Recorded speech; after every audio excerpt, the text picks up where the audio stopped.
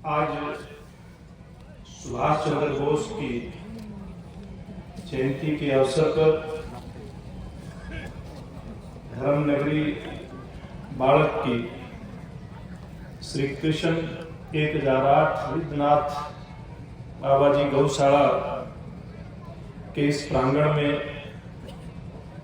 इस बहुत ही पुण्य के कार्य के लिए इकट्ठे हुए बाड़क गांव के सभी बहुत ही सम्मानित बुजुर्गों का, नौजवान साथियों का, प्यारे प्यारे बच्चों का मैं बहुत बहुत हाथ जोड़ करके उनको राम राम मैं बोलता हूँ और आपका धन्यवाद करता हूँ। हमारे जो यहाँ के प्रधान महावीर फौजी जी हैं, सेवा सिंह जी हैं और इनकी पूरी जो टीम, ऐसे सब लोगों का मैं आभार प्रकट करता हूं जिन्होंने आप सब गौ सेवकों के दर्शन करने का एक अवसर मुझ जैसे छोटे से कार्यकर्ता को उपलब्ध करवाया। और आज के इस कार्यक्रम में मंच पर उपस्थित हमारे बहुत वरिष्ठ नेता जिन्होंने सेना के अंदर रहकर के अपनी सेवाएं दी, राज्यसभा के पूर्व सांसद आदरणीय डीपी वत्स जी, हमारे साथी बड़े जुझारू पार्टी के कार्यकर्ता, पार्टी के प्रदेश के महामंत्री सुरेंद्र पूनिया जी, सतबीर वर्मा जी जो रणबीर गंगवा जी के प्रतिनिधि के रूप में यहाँ पर उपस्थित हैं, हमारे यहाँ के बड़े लोकप्रिय नेता पूर्व मंत्री भाई अनूप धाणिक जी,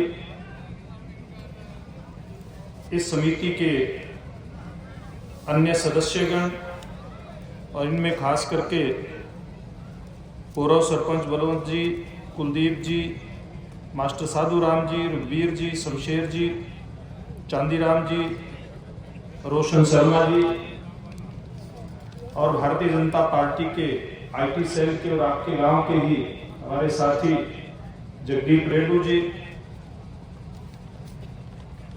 आज दो तरीके से हमारे लिए ये दिन बहुत महत्व का है। एक सुभाष चंद्र बोस जी की जयंती और दूसरा इस गांव के अंदर गौ सेवा के समर्पित ये कार्यक्रम आज हम सब लोगों के लिए बड़े प्रेरणा का ये दिन है कि आज सुभाष चंद्र बोस की जयंती है जिन्होंने देश की आजादी की लड़ाई में बहुत महत्वपूर्ण योगदान देने का काम किया और उन्होंने 15 अगस्त 1947 को जब देश आजाद हुआ उससे पहले ही अंडमान निकोबार द्वीप समूह में वहां जाकर के वो भारत का झंडा फहराने का काम किया था। सुभाष चंद्र बोस से केवल भारतवर्ष के करोड़ों करोड़ युवा ही प्रेरणा नहीं लेते, बल्कि दुनिया के ऐसे लोग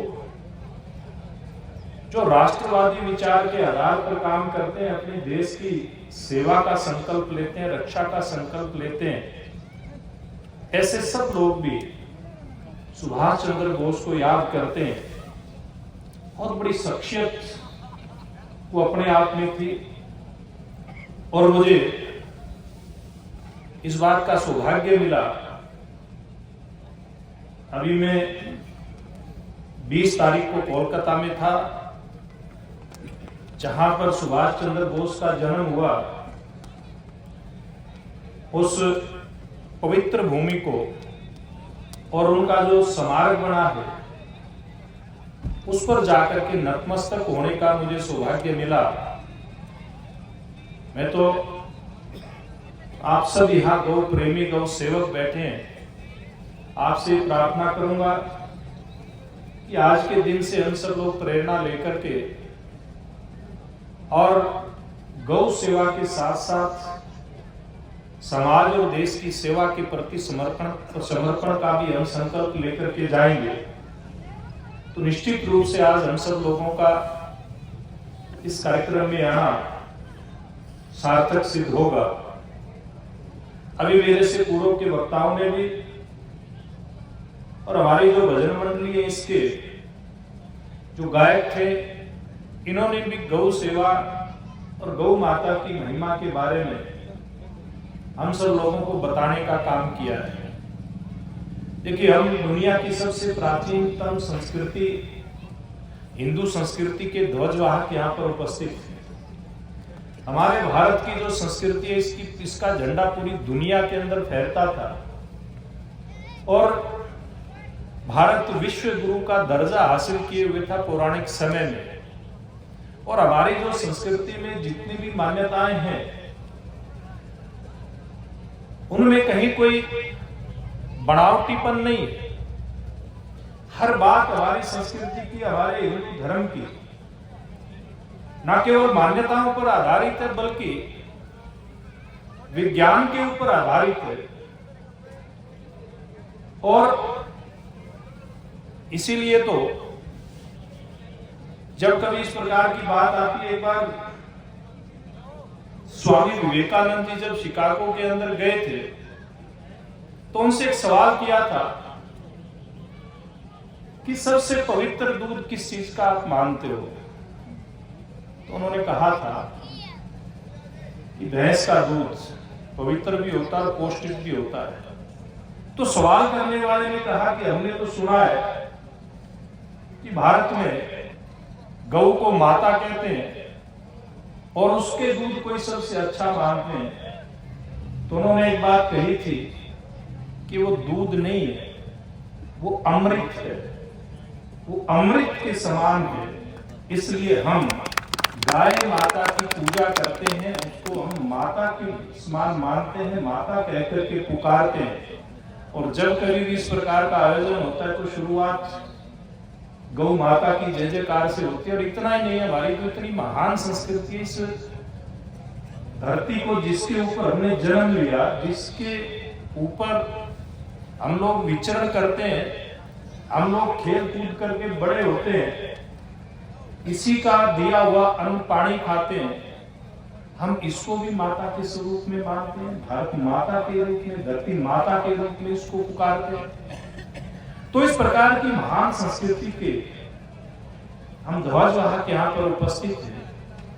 और मुझे बड़ी इस बात की खुशी होती है कि भारत जैसी जो धर्म नगरी कहलाती है, यहाँ का बच्चा बच्चा, गांव का हर नागरिक, माता बहन बुजुर्ग से लेकर के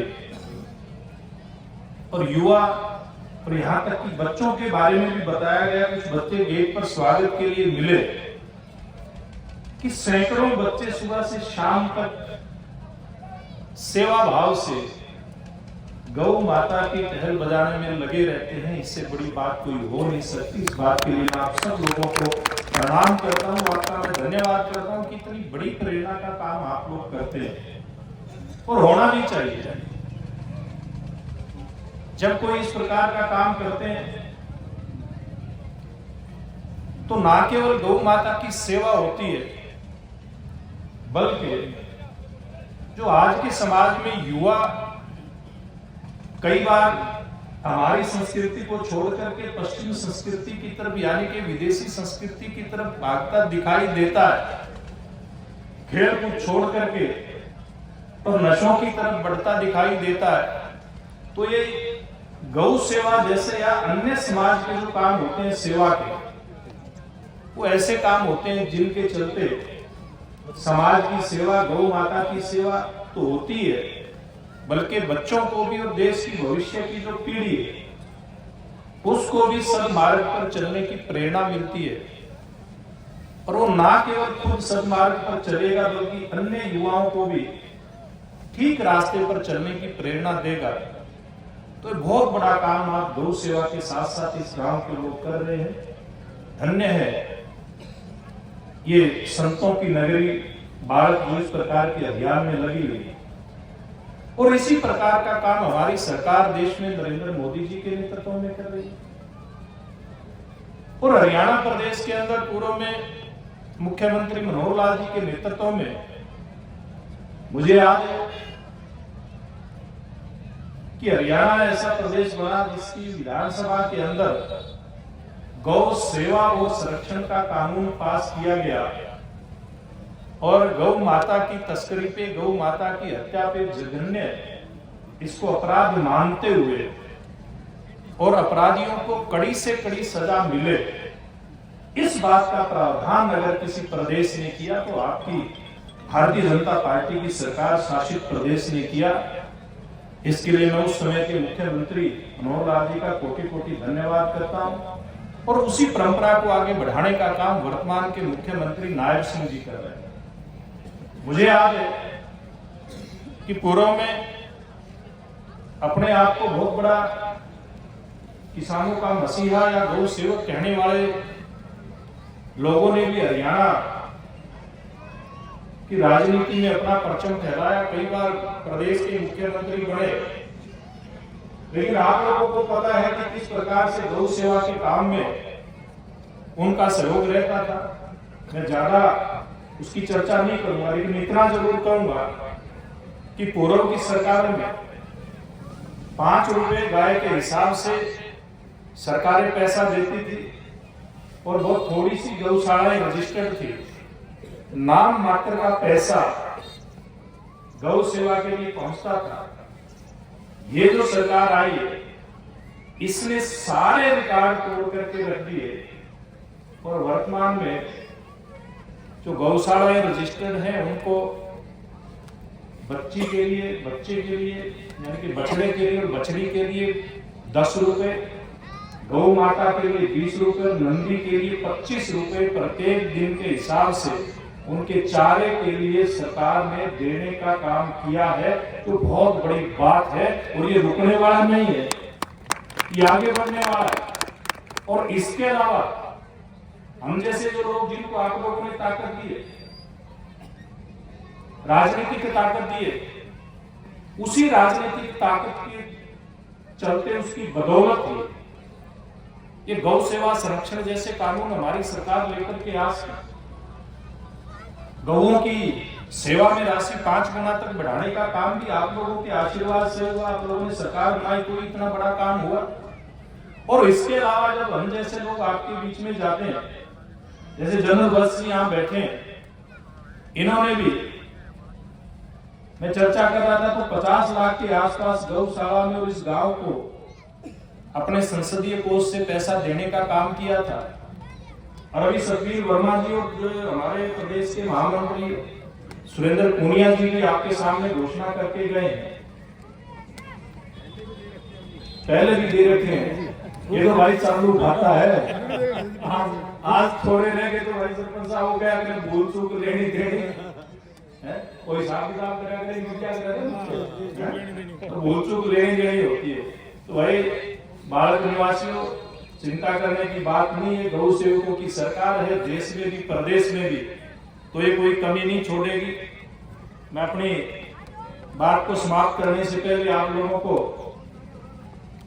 इस दुनिया का सबसे बड़ा जो महाकुंभ है वो भी चल रहा है प्रयागराज में। आप लोगों में से भी, मंच के ऊपर भी बहुत सारे बैठे हैं, ऐसे आप में से भी कुछ लोग गए होंगे या जाकर के आएंगे। महाराज जी के बारे में बताया कि महाराज श्री भी वहीं गए हुए। मैंने कुछ दिन पहले उनसे फोन पे बात की थी, तो वो कह रहे थे कि हमें जाना है।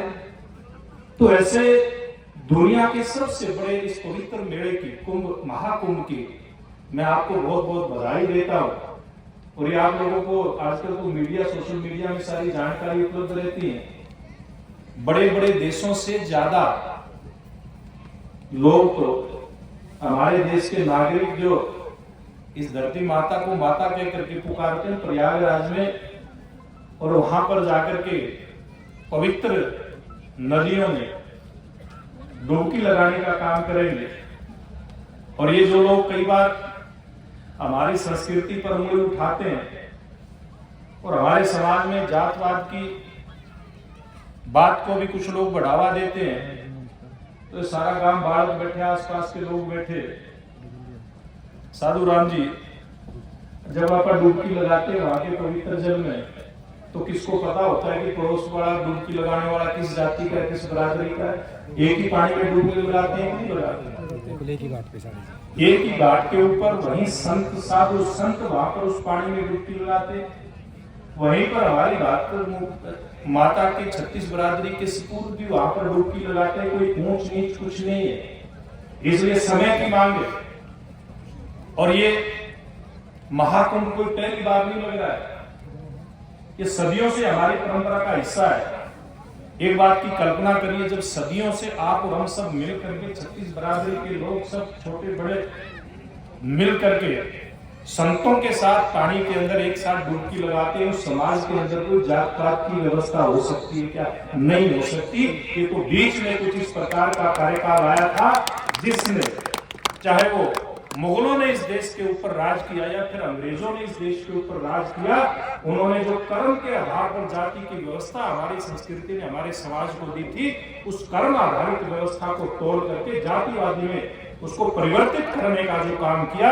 आपसे अनुरोध करता हूं कि इस देश में इस प्रकार के जो पवित्र मौके आते हैं, इस प्रकार के जो महाकुंभ जैसे महासंगम होते हैं, उन अवसरों के संकल्प लेकर के जाना चाहिए। और गौ माता को आप इतना प्यार करते हैं तो गौ माता को साक्षी मान करके संकल्प लेना चाहिए। इस पवित्र अवसर पर हम इस प्रकार की जो व्यवस्थाएं हैं उनको तोड़ने का काम करेंगे। और जैसे एक नारा भी दिया जाता है, हरियाणा एक, हरियाणवी एक, और एक रहेंगे, नेक रहेंगे, साथ रहेंगे, साथ बढ़ेंगे, इस प्रकार के नारे अलग अलग समय पर हमारे देश के बड़े नेताओं ने दिए हैं। हम सब मिल करके इन नारों को भी सार्थक करने का काम करेंगे तो निश्चित रूप से हमारे लिए आज का, मैं तो इसी को बालगांव का महाकुंभ कहना चाहूंगा। इस महाकुंभ में, इस गौ सेवा के महाकुंभ में आना हम सब लोगों का सार्थक होगा। और सतबीर वर्मा जी ने जो घोषणा की थी हमारे रणबीर गंगवा जी की तरफ से, वो तो उन्होंने करी है, उसमें कोई कमी नहीं रहेगी।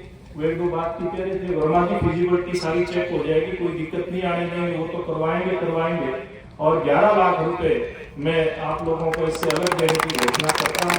और भाई भूल चूक लेने देने, आगे कभी भी कोई इस प्रकार की बात होगी, हम सब मिल करके, ये भारतीय जनता पार्टी के छोटे कार्यकर्ता हम लोग हैं, हम कोई बहुत बड़े नेता नहीं आपकी के बीच में, हम तो कार्यकर्ता के नाते काम करते करते यहाँ तक पहुंचे हैं। इसलिए कभी भी कोई इस प्रकार की, और बहुत बड़ा योगदान इनकी टीम यहाँ दे रही है, उस शारीरिक रूप में यानी कि अपना तन से भी और मन से भी और धन से भी।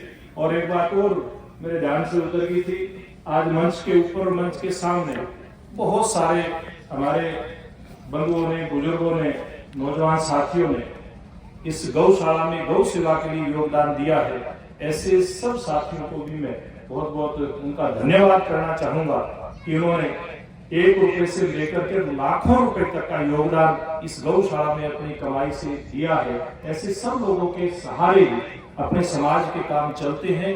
और दुनिया में इस प्रकार की व्यवस्था, सामाजिक व्यवस्था कहीं नहीं जैसी व्यवस्था आपकी और हमारी है। ऐसी व्यवस्था में लगे सब लोगों को मैं बहुत बहुत धन्यवाद करता हूँ। और एक बार फिर कृष्ण जी और महावीर जी, अनुराम जी, आपकी पूरी टीम का बहुत बहुत धन्यवाद, बहुत बहुत आभार।